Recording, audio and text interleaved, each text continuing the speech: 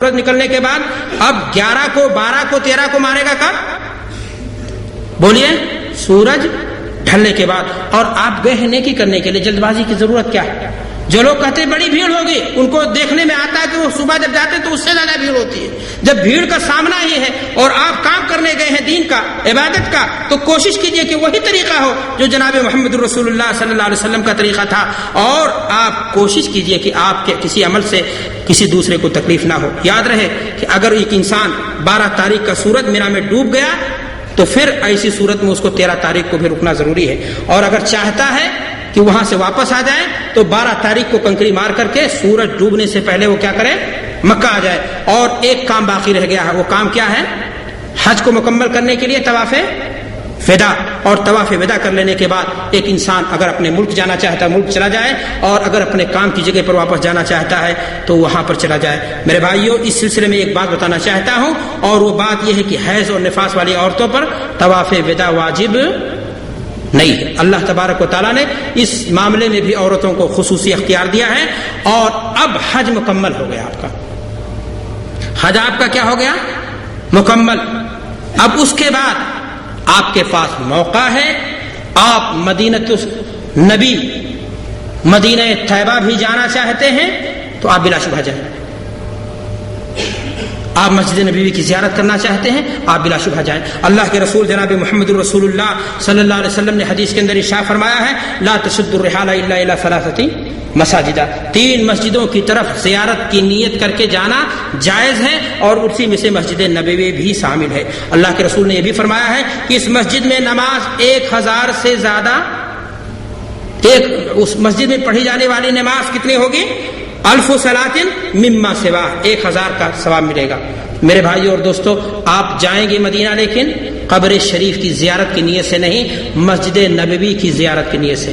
اب وہاں جب آپ نے حاضری دی تو بلا شبہ آپ اللہ کے رسول جناب محمد رسول اللہ صلی اللہ علیہ وسلم کی قبر شریف پر بھی حاضری دیں گے. لیکن ادب کا تقاضا وہی ہوگا جو اللہ کے رسول صلی اللہ علیہ وسلم کے صحابہ کا تھا، کہ آپ جب اللہ کے رسول صلی اللہ علیہ وسلم کی قبر شریف پر جائیں گے تو الصلاۃ والسلام علیک یا ایھا النبی، آپ کی گردن جھکی ہو، آپ کی آواز پست ہو، ادب و احترام دل میں ہو. لیکن حاشا وکلا، آپ نے اگر کوئی فریاد لگائی، اللہ کے رسول صلی اللہ علیہ وسلم سے قسمت کے بنانے اور بگاڑنے کا سوال کیا، وہاں کے پتھروں کو، وہاں کے جھروکوں کو آپ نے چمٹنے کی یا اس طرح سے کوئی غلط کام کرنے کی کوشش کی، تو یاد رکھنا کہ یہی وہ مدینہ ہے جس مدینہ نے شرک کی گندگی کو دور کیا ہے. اور اسی مدینۃ الرسول میں آپ پہنچنے کے بعد بدعات و خرافات اور شرک کے گناہ میں آپ دلدل ہونا چاہتے ہو. میرے بھائیو اور دوستو، اگر آپ کو وہاں کوئی فریاد کرنی ہے، کوئی دعا کرنی ہے، تو قبلہ کی طرف متوجہ ہو کر کے کریں گے، قبر شریف کی طرف متوجہ ہو کر کے. آپ کے لیے کوئی اس طرح کی دعا کرنا آپ کے لیے جائز اور درست نہیں ہوگا. آپ اگر اور کرنا چاہتے ہیں، بقی قبرستان کی زیارت کرنا چاہتے ہیں، شہدائے احد کی قبروں کی زیارت کرنا چاہتے ہیں، بلا شبہ آپ وہاں بھی جائیں. لیکن وہاں بھی جائیں گے آپ کچھ مانگنے کے لیے نہیں، کچھ دینے کے لیے. اور دینا کیا ہے؟ آپ کو دعائیں دینے کے لیے. میرے بھائیوں، اللہ کے رسول جناب محمد رسول اللہ صلی اللہ علیہ وسلم نے فرمایا حدیث کے اندر کہ میں نے تمہیں قبروں کی زیارت سے منع کیا تھا، لیکن میں نے تمہیں اجازت دے دی. لیکن اجازت کس لیے دی اللہ کے رسول نے؟ فإنها تذکرکم الآخرہ، اس لیے کہ یہ قبریں تمہیں آخرت کی کیا کرتی ہیں؟ یاد دلاتی ہیں. ہم قبرستان جائیں وہاں آخرت کی یاد پیدا کرنے کے لیے، یہ تصور اپنے اندر بیدار کرنے کے لیے کہ مولا یہ دوسرے کے ہمارے کندھوں پر لد کر کے یہ آئے ہیں، اور دوسرے کے کندھوں پر لد کر کے کہیں کسی دن ہمیں یہاں پر آنا ہے، تاکہ آپ کے اندر آخرت کی خوف پیدا ہو جائے. لیکن میرے بھائی اور دوستو، وہاں کسی طرح سے نازیبا حرکت، وہاں کسی طرح سے غیر اللہ سے فریاد اور استمداد آپ کے کیے کرائے کو سارا کا سارا کیا کر دے گی؟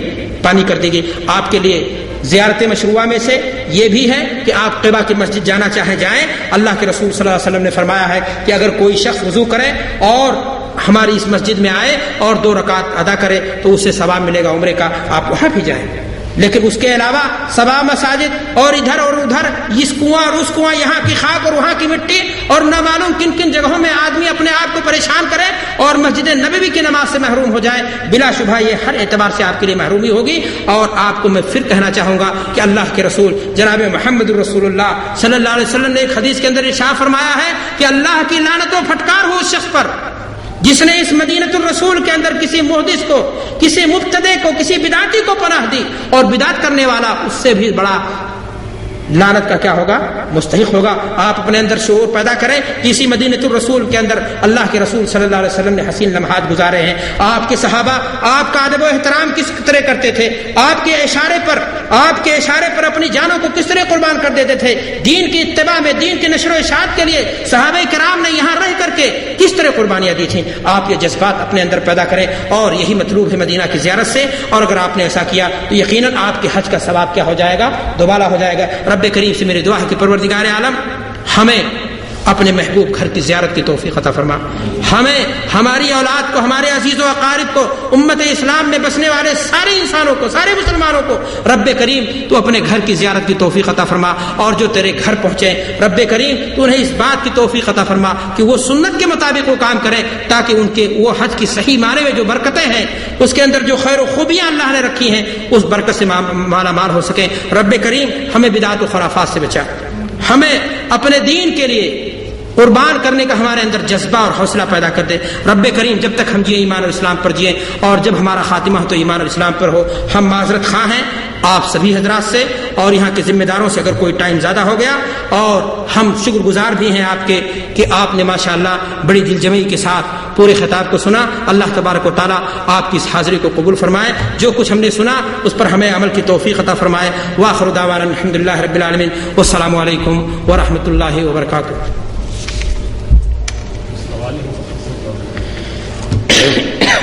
کچھ سوالات ہیں جو ہمارے سامنے ہیں، آپ لوگ سننے کے لیے تیار ہیں جوابات؟ جی، سوال نمبر 1، نیت کا مقام دل ہے، چاہے وہ نماز کی نیت ہو یا حج کی نیت۔ اکثر لوگ کہتے ہیں حج میں نیت زبان سے ادا کی جاتی ہے، اس پر روشنی ڈالیں۔ یہ بات دوران خطاب بھی آئی ہے۔ میں نے آپ سے کہا کہ اللہ کے رسول صلی اللہ علیہ وسلم نے زندگی میں 1 مرتبہ حج کیا، اور اس میں نیت دل کے ساتھ کرنے کے، زبان سے بھی اس چیز کا آپ نے کیا کیا ہے؟ اظہار فرمایا۔ ایک انسان زکوٰۃ دیتا ہے تو کیا کہتا ہے کہ سال 2008 کا زکوٰۃ اتنا تولہ میں اللہ تیرے راستے میں دیتا ہوں؟ نہیں دیتا ہے، نہیں کہتا ہے۔ تو اسی طرح سے جو ہے نماز میں بھی، اور سوال یہ ہے کہ دین نام ثبوت کا ہے یا جذبات کا ہے، اور دین میں عبادت اگر ہے تو عبادت میں قیاس نہیں چلے گا، عبادت توقیفی ہوتی ہے۔ نماز اللہ کے رسول صلی اللہ علیہ وسلم 5 وقت کی پڑھتے تھے۔ آپ صلی اللہ علیہ وسلم کی نقل و حرکت کو، ایک ایک ادا کو صحابہ کرام رضوان اللہ علیہم اجمعین نے نقل کیا ہے۔ آپ کوئی لا کر کے دکھائے کہ فلاں کتاب میں، اور باب ہے کتاب باب الصلاۃ کا، اور اس میں یہ بات پائی جاتی ہے کہ اللہ کے رسول یا آپ کے صحابہ نے جب نماز کے لیے کھڑے ہوئے قبلہ رخ، تو آپ نے کہا کہ رخ میرا قبلہ کی طرف، اور اس امام کے پیچھے اتنی رکعت اتنی رکعت۔ اگر ایسا کچھ نہیں ہے تو میرے بھائی اور دوستو یہ چیز ثابت نہیں۔ لوگ کہتے ہیں حرج کیا؟ حرج یہی کہ جو دین میں ثابت ہے اس کو کرنے کی کوشش کیوں کرتے ہو؟ دین میں جتنا ثابت ہے، جیسے ثابت ہے اس کو کرو۔ اس لیے نیت کا محل بلا شبہ دل ہے۔ اگر ایک انسان کہے رخ میرا قبلہ کی طرف نماز ظہر کی، اور پڑھ رہا ہے اثر کی، تب بھی نماز اس کی صحیح ہوگی۔ جو لوگ نیت کے الفاظ کہتے ہیں ان سے بھی پوچھو، تب بھی یہی کہیں گے۔ اس کا مطلب یہ ہوا کہ نیت کا محل دل ہے، زبان نہیں، اور زبان سے یہاں ثابت بھی نہیں، اس ناطے ایسا نہیں کیا جائے گا۔ انہوں نے سوال پوچھا کہ عمرہ میں طواف وداع ضروری ہے یا نہیں؟ آپ خطاب میرا سن رہے تھے یا نہیں؟ میں نے آپ سے بار بار یہ بات کہی ہے کہ طواف وداع واجبات میں سے ہے۔ عمرہ، اچھا عمرہ پوچھا ہے، عمرہ میں طواف وداع نہیں ہے، معاف کیجیے گا گستاخی ہم سے ہوئی، اور عمرہ میں طواف وداع نہیں ہے۔ آخر عہدہم بالبیت، اللہ کے رسول کی یہ حدیث حاجیوں کے لیے ہے۔ اگر کوئی آدمی عمرہ کرنے گیا ہے، اس کے پاس موقع ہے تو چلتے چلاتے اگر یوں طواف کرنا چاہتا تو کر لے، لیکن وداع کی نیت نہیں ہوگی۔ عمرہ میں طواف وداع نہیں ہے۔ دہشت گردی کسے کہتے ہیں؟ دلیل سے واضح کریں۔ کیا طواف دوسرے کی طرف سے کیا جا سکتا ہے؟ دینی بھائیوں، مسئلہ اس میں سوال دوسرا ہے، کیا طواف دوسرے کی طرف سے کیا جاتا ہے یا جا سکتا ہے یا نہیں؟ آپ جانتے ہیں حج میں نیابت چلتی ہے، عمرے میں بھی نیابت چلتی ہے، اللہ کے رسول سے ثابت ہے، ہو جانا ابھی کا واعتمر، اللہ کے رسول نے فرمایا ہے۔ لیکن طواف کو اس پر قیاس کر کے بعض علماء کہتے ہیں درست ہونا چاہیے، لیکن ثبوت اس کا کہیں بھی نہیں ہے، سلف سے نہ صحابہ سے نہ تابعین سے۔ اس لیے ہم آپ سے یہی کہنا چاہیں گے کہ اتنے پر اسٹاپ ہو جائے جتنا ثابت ہے۔ کیا میں نے بتایا آپ کو؟ سمجھا میری بات کو یا نہیں؟ ثابت ہے، اللہ کے رسول نے فرمایا ہو جانا نبی کو تمر، حج کیجئے عمرہ کیجئے۔ طواف کے بارے میں نہ کسی صحابی نے سوال کیا ہے نہ کیا ہے تو آپ کیوں کرتے ہو؟ اور چنی اور چنا میں مت جائیے. کیا لکھا ہے؟ کیا مہرہ میں؟ مہرہ کیا؟ عمرہ میں. ہاں تو وہی سوال ہے. تو دہشت گردی کسے کہتے ہیں بھائی؟ ظلم و زیادتی کو دہشت گردی کہتے ہیں. اب آپ نے کہا دلیل سے واضح کیجئے. آپ کسی کو جو ہے مار دیجئے ناحق, کسی کا مال چھین لیجئے ناحق, کسی کو ڈرائیے ناحق. اللہ کے رسول نے حدیث میں فرمایا ہے کہ ایک انسانی جان کو قتل کرنا, آپ صلی اللہ علیہ وسلم نے خانہ کعبہ کی طرف اشارہ کر کے فرمایا کہ اے اللہ کا گھر تو محترم ہے, تو عظمت و تقدس والا ہے, لیکن ایک انسانی جان کی قیمت تجھ سے کہیں زیادہ ہے. انسان کو بے گناہوں کو مارنا نہیں چاہیے. آپ کے ساتھ اگر کسی نے زیادتی کی ہے تو آپ اس سے انتقام لے سکتے ہیں, لیکن بے گناہوں کو ان کو بنا کر کے نشانہ, ایسا کوئی انصاف نہیں. جوتا آپ کا کوئی اٹھا لے گیا مسجد سے تو آپ روز جوتا اٹھا لاؤ گے؟ فتنہ بھڑکے گا اس سے اور فساد پھوٹ پڑے گا اس سے. نہ کسی کا جوتا محفوظ رہے گا نہ جیب محفوظ رہے گی. روز جوتا خریدے گا روز بھاگ آئے گا. تو میرے بھائی میں نے آپ سے کہا کہ اگر بدلہ لینے کی طاقت ہے اس سے جس نے آپ کے ساتھ ظلم کیا ہے, ظالم کا ہاتھ پکڑ لو, لیکن اگر طاقت نہیں ہے تو صبر کرو اور اللہ سے دعا کرو یہاں تک کہ اللہ تعالیٰ جو ہے اس مصیبت سے نجات لے آئے. اس لیے کہ ہو نہ ہو یہ ہمارے کسی گناہ کے پاداش میں یہ مصیبت ہمارے اوپر آئی ہو. کیا حج کے رکن میں سے کوئی رکن بھولے سے یا جان بوجھ کر آگے پیچھے ہو جائے تو کیا دم لازم آتا ہے؟ دیکھیں رکن 10ویں تاریخ کے بارے میں آتا ہے. اللہ کے رسول صلی اللہ علیہ وسلم سے پوچھا گیا کہ اللہ کے رسول اگر کسی نے حلق پہلے کرا لیا, قربانی بعد میں کیا تو, یا فلاں, میں نے جو ترتیب بتائی ہے سب سے پہلا کام کیا جائے گا جمرہ عقبہ کو کنکری ماری جائے گی. دوسرا کام کیا ہے؟ ہاں تیسرا کام کیا ہے؟ اب اگر اس میں الٹ پلٹ ہو جائے تو ایسی صورت میں اللہ کے رسول نے کہا افعل ولا حرج, 10ویں دن کے کام کو.